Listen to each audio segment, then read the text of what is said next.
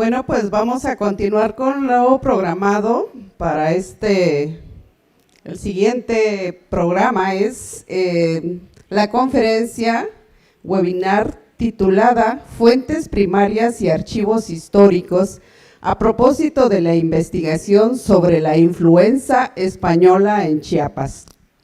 Por cuestiones de tiempo de nuestro expositor, se tuvo que grabar con anterioridad esta conferencia, así que no va a estar en vivo, pero pueden hacer preguntas si tienen alguna duda al finalizar. Gracias.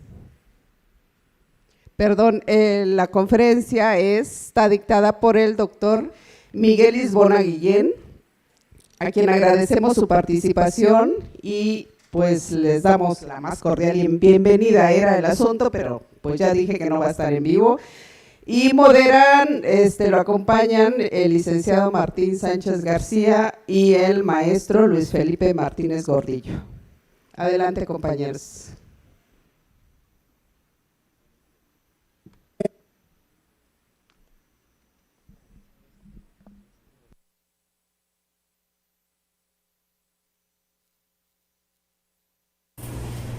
Hola, ¿qué tal? Bienvenidas y bienvenidos todos a este segundo día de nuestras conferencias, de este ciclo que se está llevando a cabo en la Universidad de Ciencias y Artes de Chiapas sobre retos para el acceso abierto a la información y documentación.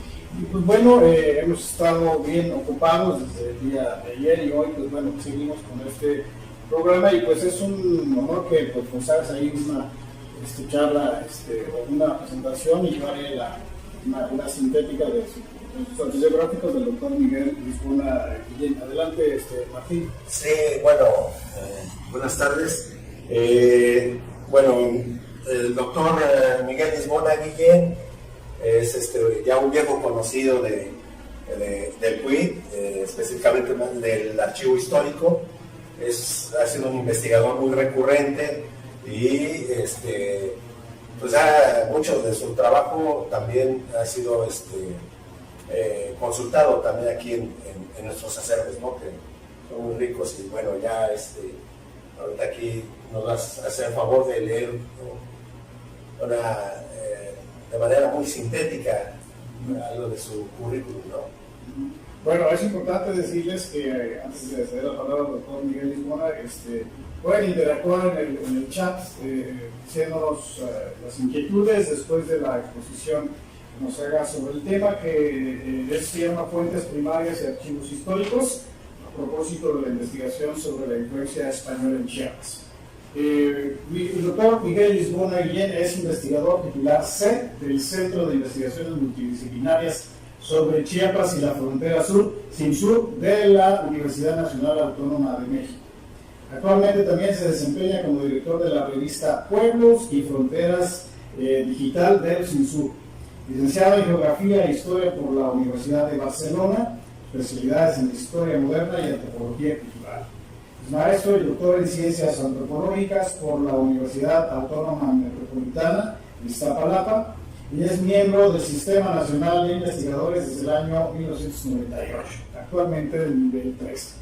Ha publicado más de 100 artículos y capítulos del libro y es autor y coautor y coordinador de 14 de sus libros. Pues adelante, doctor Miguel Lisbona, sea usted bienvenido y pues lo escuchamos. Pues buenas tardes a todas y todos y muchas gracias por la invitación a participar en esta actividad del Archivo Histórico de la Universidad de Ciencias y Artes de Chiapas. Archivo, instalaciones que he visitado durante muchos años y he trabajado, espero que a profundidad y espero que lo siga yo haciendo. Cuando me propusieron la charla no tenía muy claro de qué les iba a hablar y por fin creí que lo mejor era contarles mi última investigación que todavía no ve sus resultados en forma de publicación, aunque espero que sea en el próximo año, ¿no? Mientras les cuento el proceso para llevar a cabo el estudio, aparecerán referencias a los archivos históricos, la fuente principal de información de las investigaciones sobre el pasado, así como los beneficios que representan para el conocimiento, para nuestro conocimiento, ¿no? Aspectos que por conocidos no deben olvidarse, como tampoco tienen que ignorarse las carencias que existen en Chiapas en cuanto a respaldo y conservación de la documentación histórica. Bueno, entro en materia. Pasada una pandemia como la del COVID-19, no resulta extraño volver la vista atrás para conocer qué ocurrió en Chiapas durante otra pandemia, la de la influenza española. En lo personal, no había trabajado directamente, ni desde la historia ni desde la antropología, temas vinculados con la enfermedad y la medicina. Pero ello no quiere decir que no conociera el periodo de la Revolución Mexicana en el que se desarrolló la influenza española, en concreto entre 1918 y 1919. Periodo que ejemplifica ese corte en rodajas de la historia para dividir y anclar el conocimiento, aunque como todo corte se haya construido, pues desde la ideología, ¿no? Las vivencias personales y repercusiones sociales del reciente COVID-19, que todavía tardarán en desentrañarse, fueron un estímulo esencial para emprender las pesquisas sobre la pandemia vivida hace más de un siglo. Es de esperar que las consecuencias de esta reciente pandemia no pasen inadvertidas o se olviden, como ocurrió con el caso de la influenza española. Enfermedad desapercibida por la historia local chiapaneca, puesto que su existencia apenas se menciona en las investigaciones históricas. Olvidos en el sentido de los silencios mencionados por Michel Rolf Trouillot para hablar del proceso de producción histórica. A partir de las anteriores premisas, referencias, cabe decir que el acelerado crecimiento de casos de una enfermedad en una cierta parte del planeta se convierte en epidemia, mientras que se transforma en pandemia cuando la afección se extiende a todas las regiones del mundo. En tal sentido, desde el mes de marzo del año 2020, el mundo se vio inmerso en una pandemia difícil de dimensionar sin tener presente otras situaciones pasadas o las expuestas en la fecunda ficción literaria y cinematográfica. El coronavirus o COVID-19, los nombres con los que se popularizó la influenza causante de esta última pandemia, causó estragos entre la población mundial en forma de transmisión generalizada, fallecimientos, secuelas físicas y psicológicas entre las personas infectadas o que perdieron a personas cercanas. Un final de la pandemia que solo se ha vislumbrado a través de dos vías, la de las vacunas creadas con una celeridad nunca vista en la historia y la de la extensión de los contagios para lograr la inmunidad de grupo o de rebaño, como ocurrió en otros periodos de la humanidad debido a que las personas infectadas crean anticuerpos propicios para enfrentar los efectos del virus. El sorprendente arribo de esta enfermedad no lo fue tanto para los epidemiólogos, quienes sabían de tal posibilidad dados los conocimientos acumulados sobre el pasado y que se ratificaron al conocerse la composición genética del virus causante de la influenza española de 1918, merced a las muestras obtenidas de fallecidos por dicha enfermedad. Más allá de los lamentables fallecimientos, con la reciente pandemia se han reproducido hechos como los cierres y controles de fronteras, las prohibiciones sobre la movilidad humana, la crisis económica y el consiguiente desempleo, además del recorte de libertades individuales, por solo citar algunos. En realidad, las medidas tomadas para enfrentar el coronavirus y sus consecuencias no difieren mucho de las que se observaron en precedentes epidemias de influenza y de otras enfermedades. Incluso el problema suscitado por no contar con medicamentos específicos para enfrentarla volvió a mostrarse durante prolongados meses. Preocupaciones y acciones, entre otras muchas, que volvían la vista a aspectos situados en periodos premodernos o que retomaban debates médicos y también sociológicos en los que no entraré ahora, pero pueden seguirse en discusiones tan candentes como las que tuvieron Slavoj Žižek, Wing Chul o Giorgio Agamben, por solo citar algunos. Si todos estos cuestionamientos, discusiones y alteraciones de la vida en sociedad se han hecho visibles por la presencia de un nuevo virus que ha afectado a toda la humanidad, resulta lógico preguntarse sobre lo que sucedió en otros momentos históricos, como el que vio el arribo de la influenza española.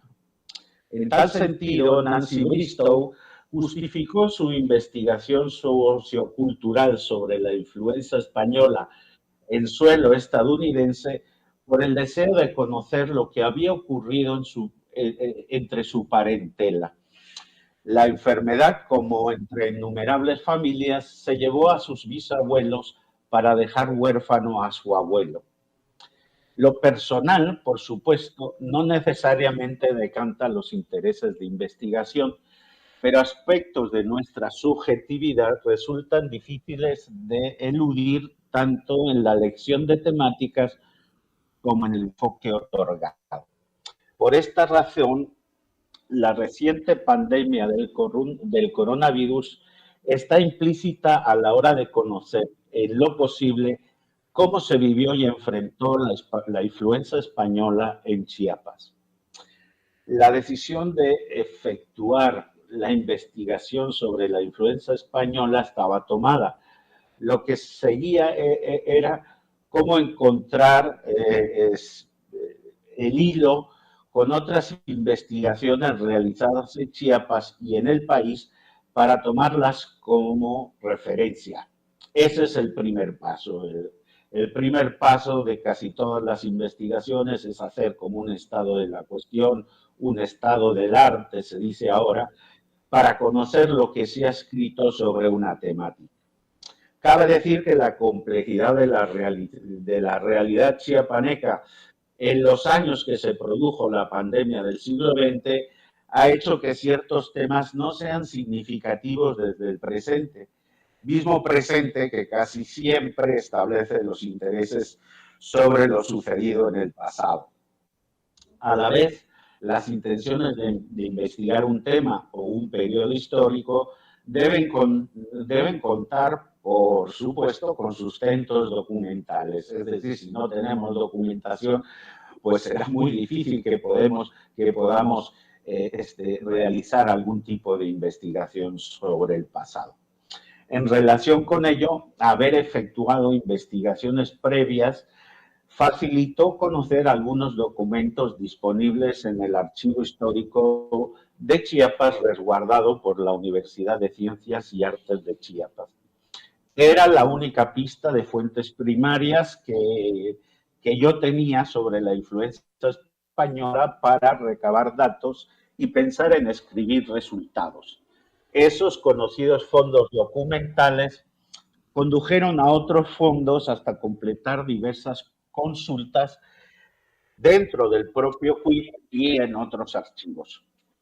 Es decir, la conservación de información, sobre todo oficial, en el archivo histórico de la UNICACH fue fundamental para llevar a cabo la investigación. Sin ella hubiera sido imposible conocer, al menos, el comportamiento de las instituciones estatales y de los gobernantes. Un panorama sesgado porque nos faltan, como ocurre para cualquier temática en Chiapas, la conservación de archivos personales y familiares. Esos papeles viejos que suelen desecharse y que son tan necesarios para conocer el vivir cotidiano o las reacciones de la sociedad ante hechos o fenómenos como fue la influenza española. Es decir, documentos que parecen que no tienen ningún sentido, como las cartas, las fotos familiares, etcétera, nos resultan de suma utilidad. Ojalá se piense en ello para que desde los archivos se puedan conservar esos documentos, se haga campaña para su conservación y donación por parte de las familias. De lo contrario, tendremos un claro déficit de conocimientos sobre la realidad histórica, de por sí compleja de desentrañar desde el presente. Dicho ello, las tareas subsecuentes, además de trabajar sobre la documentación existente, fueron las lecturas sobre los trabajos históricos efectuados en torno a la influenza española en distintas regiones del mundo, aunque el continente americano y el específico caso mexicano tuvieron prioridad para conocer las perspectivas de análisis y establecer similitudes o diferencias con lo sucedido en Chiapas. También, y en un principio, se pensó poner en el subtítulo del libro 3 meses, refiriéndome a octubre, diciembre, ¿sí? 3 meses de influenza española en Chiapas. Aunque esos meses de 1918 concentraron el impacto de la pandemia en territorio chiapaneco, otras informaciones recabadas durante la investigación y generadas en algunos casos en años posteriores hacen dudar del optimismo oficial que dio por finalizada la pandemia en 1918. Información que hubiera sido imposible confirmar sin los datos surgidos de la documentación resguardada por la UNICACH y también sin explorar otros archivos como el diocesano de San Cristóbal de las Casas. Sin la conservación de ciertos documentos, la pandemia habría quedado reducida, como suele repetirse sin ningún tipo de confirmación, al año 1918 y a esos 3 últimos meses, octubre, noviembre y diciembre. Lógicamente, quien conozca cómo funcionan los virus entenderá que es dudosa su rápida desaparición o que sus secuelas no afectaran a los habitantes de Chiapas, al menos durante los primeros meses del año 1919. Afirmación que se confirmó por datos sobre las defunciones y sus causas, pese a los posibles encubrimientos u omisiones por parte de las instituciones y federales de México. En función de lo expresado, lo que aparece en la investigación se relaciona con la huella histórica disponible en los archivos de Chiapas. Datos, como ya dije, básicamente surgidos de dependencias oficiales. Ello significa, salvo contadas excepciones, carencias notables para conocer la forma de enfrentar y representar la enfermedad por parte de la población. Preguntas, por ejemplo, ¿cómo vivió la diversa sociedad chiapaneca la enfermedad extendida durante pocos meses? ¿Cuáles fueron sus reacciones ante un incremento de defunciones de familiares, vecinos, amigos? Las respuestas a estas preguntas pues son difíciles de concretar con datos empíricos porque la información es escasa, por no decir que prácticamente inexistente. En pocas palabras, no siempre es posible mostrar la vida cotidiana durante la pandemia de influenza española. Y vida cotidiana que Agnes Heller consideró el centro del acaecer histórico, la verdadera esencia de la sustancia social. Esa centralidad de la cotidianidad en la vida no representa que el ser humano deje siempre huellas de sus acciones y sentimientos para la futura labor de los historiadores. Como dice la destacada historiadora Pilar Gonzalo, los sentimientos son inseparables de lo privado y permean las actividades de lo cotidiano. No es fácil encontrar fuentes para su estudio porque no es usual, o no lo era hasta hace pocos años, ir pregonando las dichas y desdichas personales. Una certeza difícil de cuestionar. Como en otras investigaciones, he escrito con la finalidad de ampliar los conocimientos históricos sobre un periodo determinado, al mismo tiempo que con la intención de estimular el interés por las pesquisas de ciertas temáticas que no parecen ser merecedoras de atención o que abiertamente se desprecian. Tal como sucedió cuando era estudiante en la Universidad de Barcelona hace muchos años, me han llamado la atención los temas y los trabajos abiertos a la exploración por encima de los que se envuelven en la capa de lo indiscutible. Demasiadas certezas no se corresponden ni a la condición humana y sus contradicciones, ni a las complejas situaciones sociales. Las múltiples realidades del pasado, como lo son las del presente, no tienen una simple dimensión y, por lo tanto, lectura.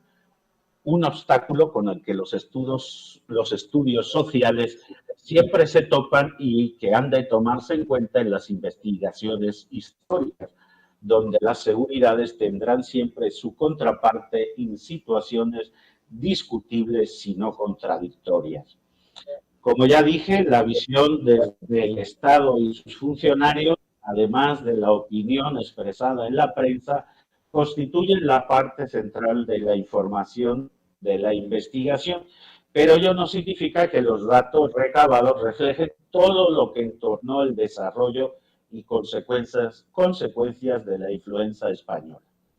Con seguridad, los miedos entre la población, un tema que puso en la mira de las investigaciones Jean Delimont, queda como una incógnita, al menos todavía. A pesar de ello, los conocimientos antropológicos facilitan pensar que no debieron ser extraños durante el periodo que duró la influenza española en suelo chiapaneco. Incluso el mismo Jean Delimont señala caminos para la exploración al hablar de la forma de salir del país del miedo por parte de la población y de quienes controlan el discurso político y público en la época estudiada. Oportunidades para la investigación que el historiador francés concretó en 3 nombres: olvidos, remedios y audacias. De los remedios publicitados y de las posibles acciones, audacias, prudentes o irreflexivas llevadas a cabo durante el periodo que afectó la pandemia de influenza española, pues existen algunos ejemplos. Sin embargo, lo notorio en la época son los olvidos, al menos desde las instancias de poder, puesto que entre la ciudadanía ya se ha demostrado en otros estudios que no siempre existió o se ha conservado la documentación que desearía cualquier trabajo sobre el pasado. Síntoma de esa desmemoria social deseada o provocada. Eso nunca lo sabremos. La propia inexistencia de suficientes referencias escritas muestra una ciudadanía que, además de ser mayormente ágrafa y con una amplia tradición oral, necesitaba de lectores o escuchas para poder relatar sus sufrimientos. De tal suerte, y como bien dijo el historiador israelí Shlomo Zahn, cualquier cosa que no esté fijada para siempre en los patrones culturales del recuerdo no ha existido realmente en el pasado, porque nada o muy poco se sabe al respecto. Seguramente un ejemplo y modelo de investigación sobre el ocultamiento político y el olvido social de la pandemia de 1918 es la investigación sobre lo sucedido en Estados Unidos realizada por Nancy Bristow. Su estudio destaca los cambios en la cotidianidad de sus antepasados, así como las narrativas públicas compartidas y los silenciados recuerdos privados, individuales y familiares. Una especie de amnesia nacional, como ya había mencionado Alfred Crosby. La académica estadounidense considera que perduró una mínima vocación en las vidas marcadas por la experiencia de la pandemia, aunque ello no significó que pasara a formar parte de la memoria pública. Una realidad registrada a través de cartas, diarios personales y una diversidad de fuentes que ojalá en algún momento se hagan presentes para el caso chiapaneco. De hecho, pocas son las referencias sobre algún problema personal causado por la influenza española en México. Un ejemplo es el caso de la depresión que vivió Miguel Ángel de Quevedo Zubieta, el ingeniero y conservacionista mexicano conocido como el apóstol del árbol en aquella época. Asimismo, y en la misma dirección señalada por Jean Delimot y Nancy Bristow, resulta de especial interés comparar los olvidos sobre ciertas enfermedades históricas tras sus drásticas consecuencias. La construcción de un discurso hegemónico de progreso a nivel mundial que trascenderá el siglo XIX para convertirse en la imagen de las representaciones de la modernidad, tenía indudables reticencias para admitir la vulnerabilidad representada por una enfermedad como la influenza española y su rastro de muerte e indefensión individual y social. Una evidencia en los Estados Unidos y que no parece alejada de lo que sucedió en el México, que acababa de celebrar su nueva constitución en 1917. Un país deseoso de edificarse con optimismo a través de la narrativa sobre la era iniciada con la Revolución Mexicana. Visión expresada en los discursos políticos y que a la par era ratificada por la sociología evolutiva procedente del siglo XIX, que creía en un futuro nuevo orden para el universo humano. Acabo estas breves notas sobre mi última investigación que, con su resultado final, desea aportar conocimientos puntuales sobre lo sucedido durante los meses en que la influenza española se hizo presente en Chiapas. Una aspiración que no puede evitar poner de manifiesto las razonables limitaciones de cualquier estudio. Limitaciones que deben ser un acicate, un estímulo para profundizar la temática en futuras investigaciones. Al mismo tiempo, pues estos breves comentarios también tienen la intención de resaltar la relevancia de la conservación de documentos en los archivos históricos, informaciones que deberían trascender a las procedentes de las instituciones estatales para dar paso a las de la sociedad civil. Datos imprescindibles para conocer la cotidianidad de una sociedad y que, desde los propios archivos y las instituciones culturales, deberían valorarse para incrementar el conocimiento, en este caso de Chiapas. Tal vez campañas para la captación de estos fondos personales y familiares sería una posibilidad. Idea que lanzo, pero que con certeza tendrá que valorarse, aunque no debería tardarse en echar a andar.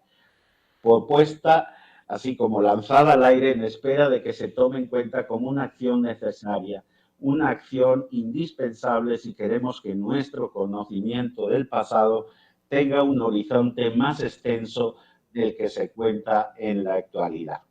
Muchas gracias. ¿Querías comentar algo? Sí. Pues ese es un gran reto, ¿no? Así como la jornada, ¿no? Retos para el acceso a la información. O sea, bueno, es un reto, uno, que la gente lo tome en cuenta y pueda decir esto no es basura, ¿sí? Es información. Sí. Y dos, que los archivos tengan la capacidad, ¿sí?, de poder recibir, ¿sí?, esas documentales, cartas, fotografías, etc. Si no, nos quedamos huérfanos. Sabemos lo que pasa en las instituciones, pero la gente, ¿qué hacía? ¿Sí? Sí. ¿De dónde sacamos esa información? Miguel, y en ese sentido yo quisiera saber el futuro en materia de tecnología, lo que implica, si lo recomendable estos documentos, como fotografías también, ¿qué depara? Es decir, ¿cuál es la accesibilidad que tendremos en materia digital o tenerlo como archivo en su estado natural? Porque también el tema de la distancia, que ahorita nos reúne de esta manera, que es precisamente así, sí, es decir, estamos... Ojalá pudieran estar digitalizados, ¿no? La cuestión que eso, a ver, no lo sabemos, eso implica recursos. Materiales y personales. Y esas son, digamos, políticas de Estado para mantener y conservar tu pasado. Sí, evidentemente. Y hay... Pero bueno, ahí, pues, ¿qué se puede hacer? ¿Sí? No, pues para eso sirve En mi caso decirlo, pero lógicamente no puedo ir al gobernador en turno, porque eso no depende de uno, sino son todos los que van pasando, que digan, bueno, pero aquí tenemos que invertir, ¿no? Sí, bueno, esa es parte de la labor autocrítica también, es decir, el estado de un archivo merece esta forma de desarrollo, ¿no? De proyección, es decir, digitalización, se ha dicho algo, ¿no? Sí, ojalá. Sí, lo que pasa es que eso, como digo, requiere recursos materiales y humanos también, porque ¿quién hace la digitalización? Se necesita personal. En fin, eso es dinero. Claro. Todo es dinero. Y voluntad política, eso está claro. Pues bueno, de quien sea. Ya, no vamos a poder asegurar ahora. Sí, claro. Porque bueno, esta investigadora estadounidense que yo menciono, o sea, pero sí consiguió cartas, no sé qué, pues yo, pues, no solo en el archivo de ustedes, sino pues en los archivos municipales, etcétera. O sea, bueno, en este caso, la Trinitaria, etcétera. Pues, ¿eh? En este caso, que tendría que ver en algo en materia de salud también, las instituciones afines, ¿no?, a la salud, tendrán alguna información o deberían también venir a la parte de este archivo que tiene una información valiosa, ¿no? Sí, pues tienen sus archivos, ¿no? Sí, ellos tienen sus archivos. Sí, pero bueno. En fin, ojalá, vamos a ver. Bueno, pues muchas gracias, espero que no haya sido muy aburrido. No, al contrario, creo que lo que tenemos que reunir ahora es la información sobre algunos intereses por ahí que puedan surgir de preguntas y eso, y haremos llegar a conducente en este formato de presentación que estamos haciendo en este martes 26 de septiembre, en el cual tenemos, pues, gracias por la aceptación, ¿no?, a esta charla que tenemos con el doctor Miguel Lisbona Guillén, y pues, si quieres despedir aquí. Sí, pues nada, igual agradecerle a Miguel, que siempre pues está muy accesible, ¿no? Cada vez que les pedimos nos regalan un rato de su tiempo. Y bueno, sí, comparten también toda esa información que ellos han ido rescatando. Ahora sí que ya, gracias a personas como él, ya nos dan todo digerido, ¿no? Ya nosotros no tenemos que ir a echarnos esos clavados a los archivos, a los documentos, todo. Entonces, pues ya nos ayudan mucho, ¿no? Pues te agradecemos mucho, Miguel, y pues esperamos. Muchas gracias a ustedes por la invitación. Ojalá el próximo año ya esté el resultado, ya pueda tener un par de ejemplares del libro allá en la biblioteca. Bueno, y además los siguientes jornadas, ¿no?, también está invitado. Sí, estás invitado también ya en las siguientes jornadas, y bueno, pues, ya nos pondremos de acuerdo para eso, ¿no?, el próximo año.